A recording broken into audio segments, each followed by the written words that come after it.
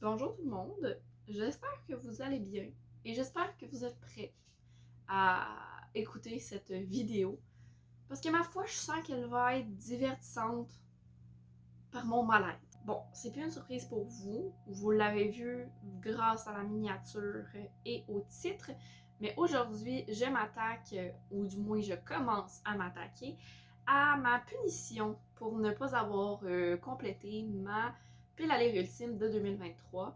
Pour ceux qui n'auraient peut-être pas suivi tout ce périple, je vous invite peut-être à aller écouter ma vidéo de pile à lire 2023, bien évidemment, mais aussi ma vidéo d'objectif 2024. C'est là que tout est expliqué. Et aussi, si vous voulez encore plus de contexte, je vous invite peut-être à aller écouter la première partie de mon vlog où Booktube Québec choisit mes lectures. Donc, quand je m'attaque au compte interdit, ben, c'est là que tout se passe. Comme annoncé à de multiples reprises, c'est La Reine des Neiges de Simon Rousseau que je vais devoir lire. Donc, je trouve ça quand même, franchement, un peu stressant. Ben, pas stressant, c'est juste parce que je sais à quel point j'aime pas les contes interdits. Par le passé, j'en ai essayé deux que j'ai DNF les deux. Juste parce que c'est comme trop gore pour être dégueu. Tu sais, c'est même pas dans un but vraiment. Je le ressens pas comme un but d'horreur. Puis c'est même pas de la crainte, c'est même pas de la peur, c'est juste du dégoût quand je lis ça. Donc là, c'est un nouvel auteur, again, parce que j'ai jamais lu un auteur pareil des contes interdits. Donc on en essaie un nouveau and we'll see. Peut-être que Simon Rousseau va me faire aimer les contes interdits. Dans ce cas-là, je lirai les siens. Pas les autres. Voilà. Donc voilà, c'est mon plan de match pour le moment. Je vais pas vous mentir, là je l'ai en numérique parce que plus facile que d'aller chercher à la bibliothèque en physique.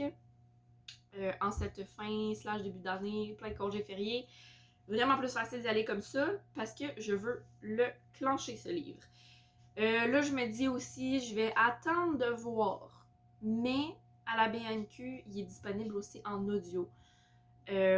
Puis l'audio, mine de rien, ça permet de lire quand même vachement plus vite. Donc, j'ai des petites hésitations par rapport à ça parce que, mine de rien, ça reste un livre d'horreur avec. Je m'y attends quand même un peu de gore, un peu de dégueu et je sais pas à quel point entendre tout ça, ça me tente. Donc, je sais pas, je vais voir. Je vais voir comment ça se passe à la lecture physique, à la lecture avec mes deux yeux. Et ensuite, si jamais ça se passe bien, ben, je me permettrai de le lire en audio. Comme ça, on va, on va essayer de vivre autre chose, ok? Aussi, comme je vous disais, mon but c'est quand même de le lire le plus rapidement possible et de pas le DNF. Ça, c'est les deux trucs. C'est un livre qui fait genre 230 pages. Je pense que là, je peux me permettre de le tenter jusqu'au bout, au moins pour le défi. Bien évidemment, comme pour l'année dernière, si jamais ça passe pas, puis that's it, je me forcerai pas. Mais considérant que c'est juste un livre de 230 pages, on va essayer de le faire aller jusqu'au bout. Et pour ça, j'ai réfléchi quand même. Okay? Je me suis posé la question parce que je le voyais venir, le fail de pile à lire ultime. Donc, je me suis préparée mentalement à lire ce livre. Cette préparation mentale se passe par plusieurs choses. Premièrement, je me dis qu'il faut vraiment pas que je m'attarde justement au concept un petit peu plus dégueulasse, puis qui me font dire comme mais c'est quoi son sens. Faut pas que je me pose la question. Dans le fond, c'est ça. Faut pas que je me demande c'est quoi le sens de ça.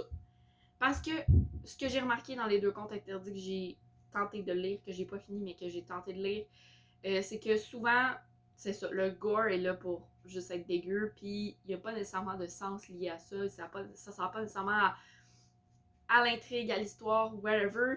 Ça sert juste à être dégueu et à l'horreur. Je me dis que si jamais ça arrive là-dedans, faut juste pas que je me concentre là-dessus. Faut pas que je me pose la question. Deuxième chose que j'ai réalisé genre hier, cette nuit, je le sais plus, at some point dans ma vie récemment, c'est que peut-être que écouter la BO du film La Reine des Neiges, qui est vraiment pas le même registre, hein, mais ça pourrait peut-être, ça va faire une grosse dissonance dans ma tête, soit ça pourrait être très bénéfique et c'est ça. Je me dis que potentiellement on peut faire quelque chose ici pour m'aider à passer au travers le livre, enlever un petit peu l'horreur du livre, je sais pas, j'ai réfléchi. Je me dis que c'est quelque chose à tenter, pourquoi pas?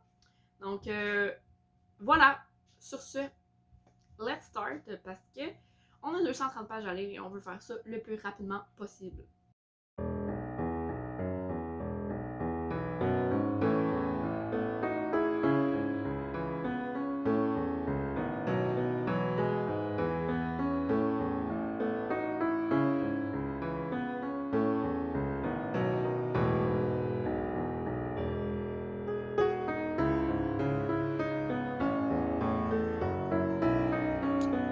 Good to know.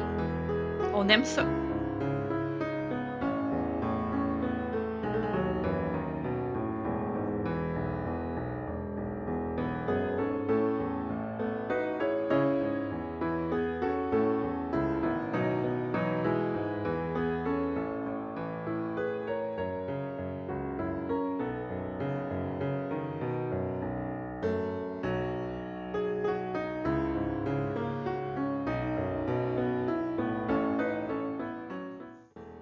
Ok, première remarque à chaud. Genre, vraiment à très très chaud, là. Mais les 3 premiers paragraphes, j'ai l'impression de genre juste lire le début de la chasse-galerie. For some reason, hein, j'ai l'impression de lire la chasse-galerie. In the vibes. Aussi, j'ai repensé à quelque chose en commençant le truc, là. Mais il me semble que Sam m'avait dit que ça abordait toute la question des pensionnats autochtones au Canada. Fait que on dirait que je sais pas comment prendre ça. Je sais qu'au début, c'était quelque chose qui m'intéressait du livre à l'époque quand Sam me l'avait proposé, mais aujourd'hui, on dirait que j'ai un petit malaise potentiellement lié à ça. Reste à voir comment c'est traité, mais d'utiliser cette douleur-là de plusieurs générations autochtones, je trouve ça un peu, je sais pas, pour créer de l'horreur en plus. Oui, c'était de l'horreur. Est-ce qu'on est obligé d'en faire un livre sur ce point de vue-là, sur cet objectif-là? C'est quelque chose à réfléchir. Donc, je vais voir comment c'est abordé. Je vais voir si c'est vraiment ça aussi. Mais à suivre. On continue.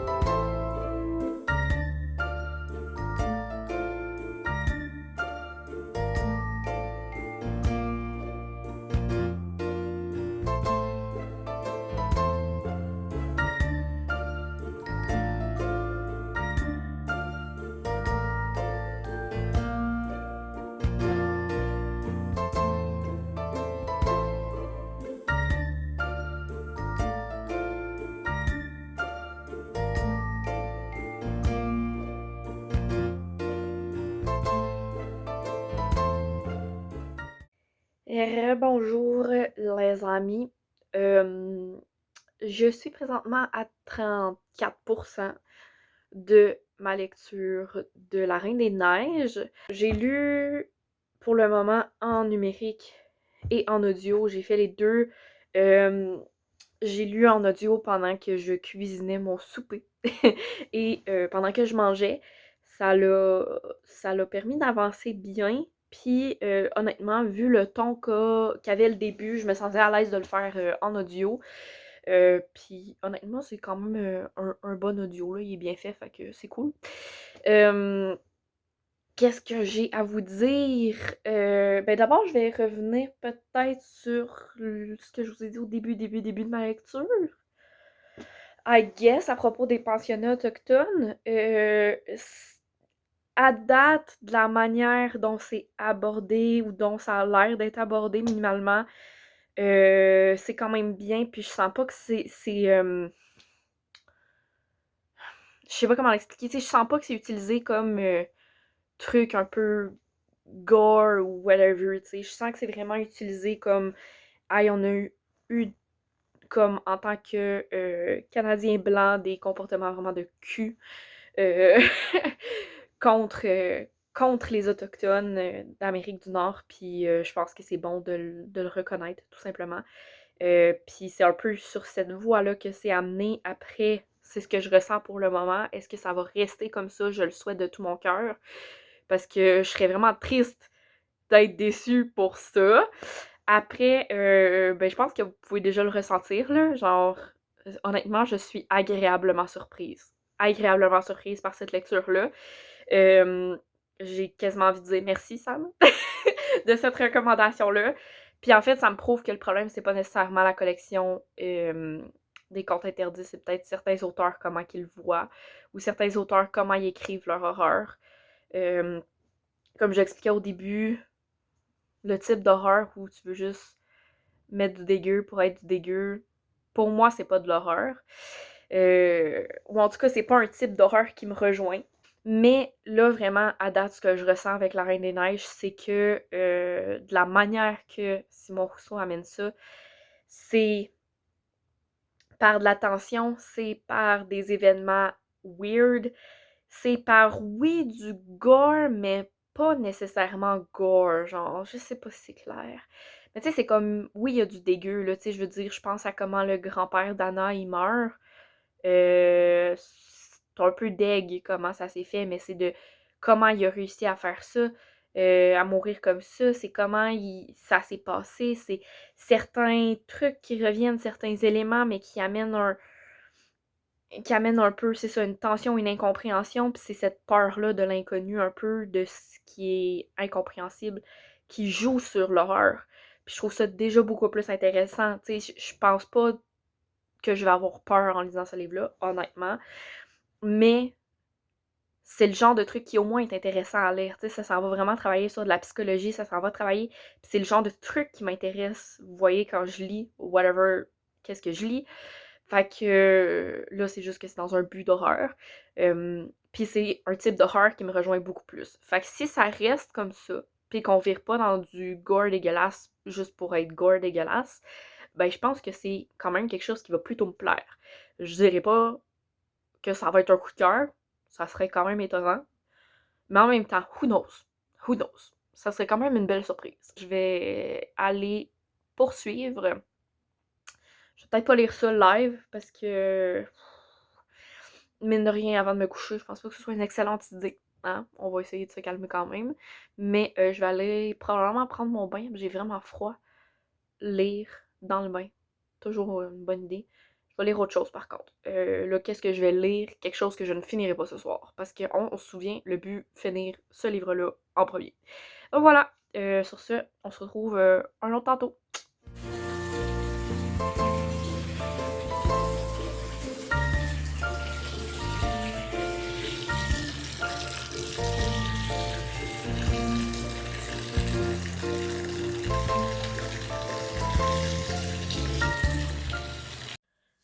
So, we're back. Il est minuit et demi.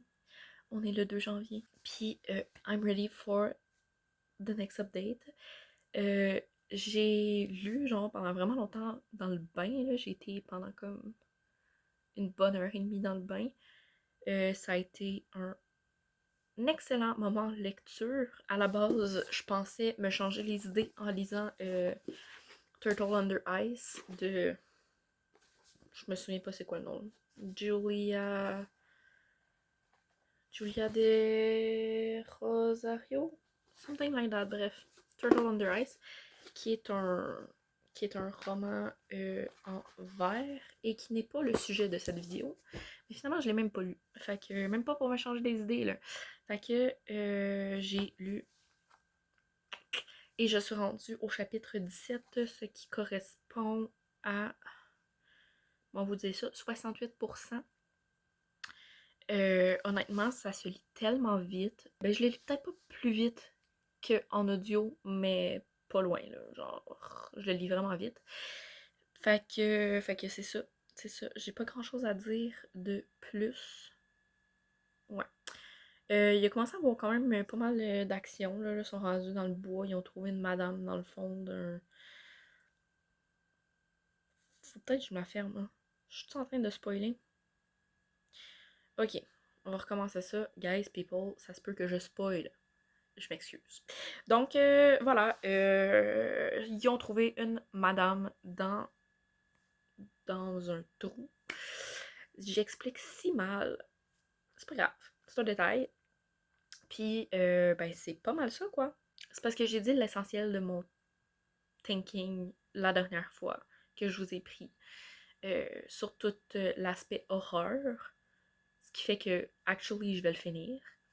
Puis c'est pas devenu genre gross ou whatever. T'sais, l'aspect horreur est vraiment sur l'attention qui est mise, puis sur l'aspect de on sait pas ce qui se passe, on comprend pas. C'est l'inconnu qui fait peur, dans le fond.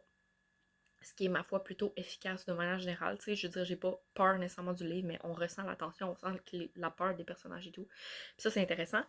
Fait que voilà, moi je pense que honnêtement, Simon Rousseau est en train de me réconcilier avec l'horreur québécois. Après, est-ce que je vais pour autant lire tous les contes interdits? Probablement pas, vu mes très mauvaises expériences par le passé. Donc là, je vais continuer ma lecture et probablement, si je termine pas ça là, ça va être plus tard aujourd'hui, après avoir fait dodo. Mais je suis vraiment dedans, je suis vraiment dedans.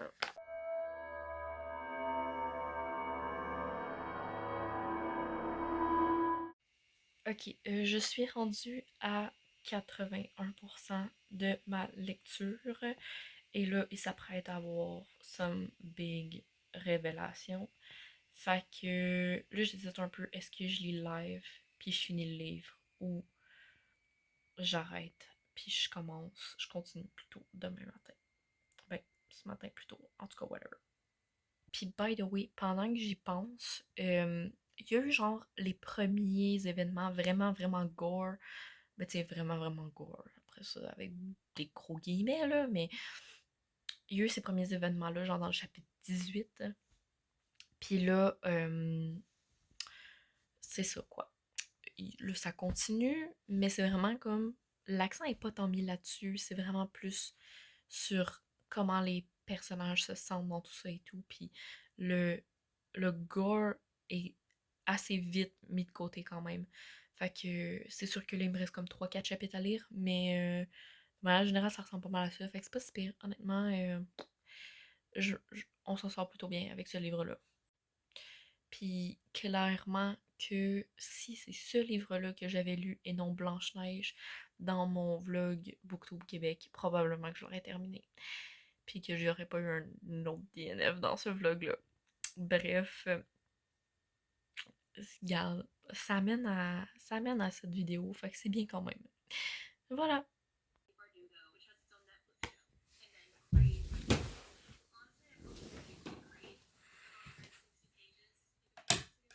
C'est officiel, j'ai terminé ma lecture de La Reine des Neiges. Honnêtement, on va pas se mentir, je suis la première surprise que ça ait pris aussi peu de temps et que j'ai apprécié mon expérience à The End of the Day. Moi, j'étais comme, ça va être une conséquence ça va être horrible, je vais souffrir, et finalement, j'ai bien apprécié. On va pas se mentir que dans le dernier 5e du livre, c'est ce qui me restait à lire, il s'est passé des petites choses un peu deg, mais c'était pas nécessairement dérangeant, tu sais, je veux dire, un moment donné, le gore fait partie de l'horreur aussi, et c'est pas comme si j'avais pas déjà été exposée. Peut-être faire un petit retour de manière générale sur les aspects qui peut-être je craignais autre que l'horreur en soi.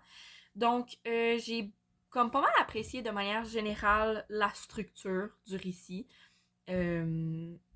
C'était fait avec des moments qui se passaient en 2018 avec la protagoniste principale et des moments qui se passaient en 1972 où on voit un peu des flashbacks de son grand-père.